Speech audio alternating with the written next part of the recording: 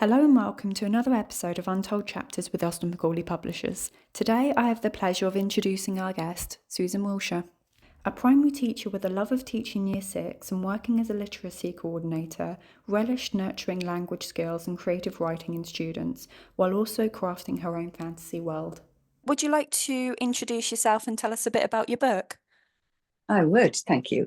Hi, my name's Sue Wilsher, and I've written a book about, it's for children, older children, age sort of 8 to 14, I would say. And it's based in the clouds, lands above the clouds. What inspired you to write the book? I've been very lucky and I've been able to travel abroad since I was quite young. And I've always been fascinated by how the clouds look from above. They look so solid and so varied. The landscapes are fantastic. And I've always imagined what it would be like to be down there and to walk around. And I look out of plane windows and I see things and I think, oh, I wonder what's going on there. You know, they're fascinating.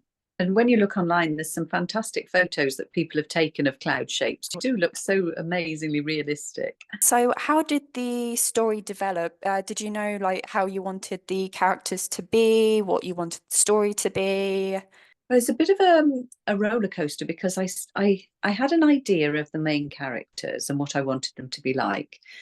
But in my head, it was a picture book for sort of 4 to 5 year olds because at the time I was teaching that age group and I thought the images would be very attractive and it would be a lovely picture book. So I wrote a picture book with a basic storyline for that age group, and a friend of mine illustrated it and I was really happy with it. Sent it off to a couple of publishers and I wasn't lucky. So then I went to the Winchester Writers' Festival and I had an interview with 3 different publishing houses who all said the same thing. Love the idea, but it would think it's got a lot more to it and it would be better as an adventure story for older children. So that put a spanner in the works, really, because obviously there's a very different level of writing for the 2 different age groups.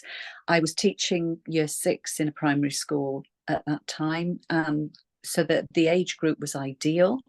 And I knew the level of writing required, the understanding, the vocabulary, and so on.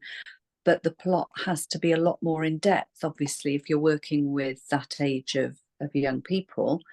So it took a long time to go from the initial concept to the final book. Yeah. So did you sort of have fun sort of going from how it was to how it is now and sort of expanding on that? Yes, and I did it in sections. So I sort of had an overall beginning and ending. And then in between, I sort of think of a little plot. And so there had to be lots of little subplots that got to our final destination. Yeah. Because of the age of the readers. And so each one of those took time developing. And I tried to link each section to something that people know about. So the red sky at night, or the northern lights, or the phrase once in a blue moon. And so I linked it to things that we knew, but the adventure developed along the way. And although I knew how it was going to begin and how it was going to end, I didn't myself, when I started writing, know where the plot was exactly going to go. Yeah. And did you sort of sit down and then start writing it that way, or did you sort of picture it in your mind more before you started writing? Yes, I pictured in my mind, really. Yes. And I sat down with big sheets of paper, as I used to tell the children to do in school, and just had a sort of a blowout and a mindstorm thing, and sort of pictured different scenarios and different phrases, and then sort of built little mind maps around that, and then tried to develop each section of the story from there.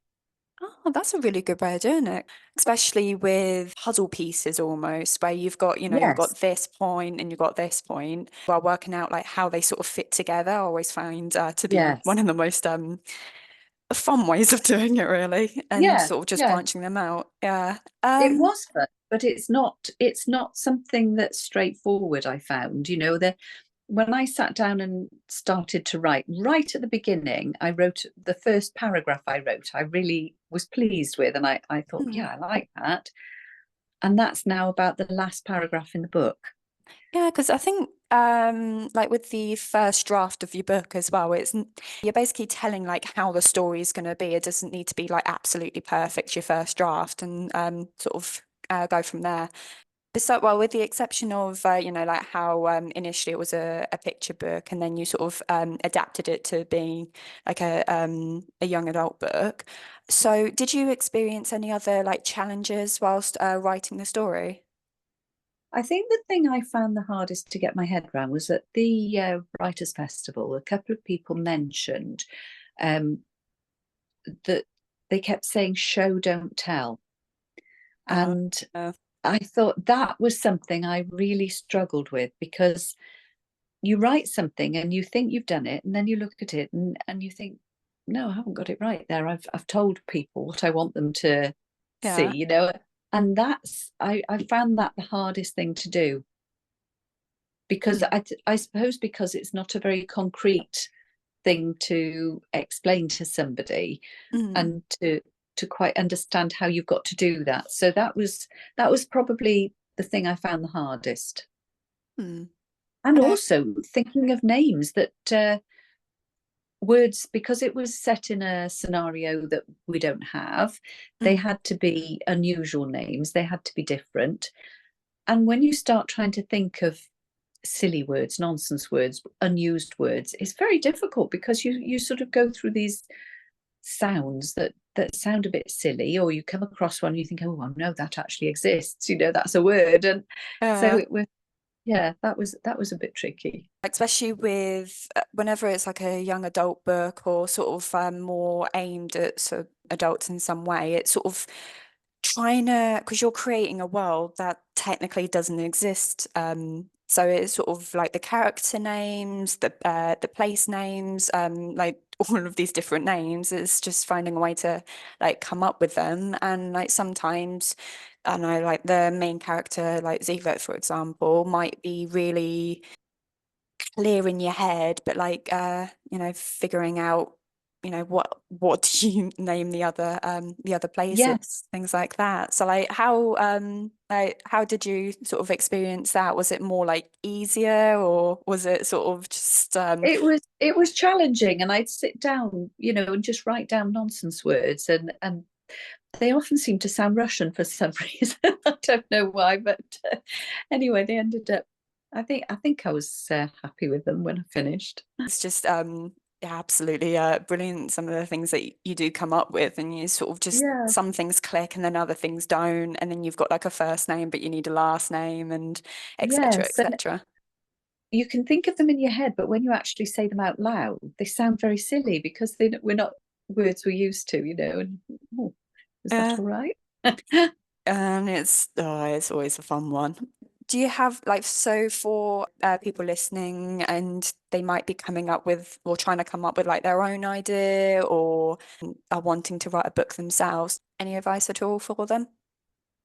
Persevere, because it's not a quick process, and rewriting, throwing out part of what you've done isn't easy.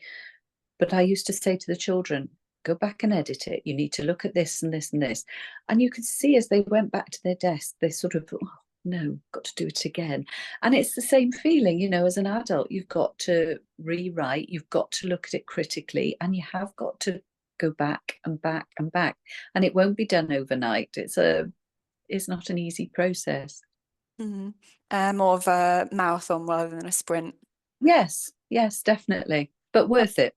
You that day when you received your complimentary copies, got your physical books in the box, and you got to like Yeah, see it like physically in your hands. I bet that was quite an it's a lovely experience. feeling. Yeah, it's an achievement. It's great. Long time coming, but I got there. As soon as you received it, did you sort of like give it a read through, sort of like officially reading your first book?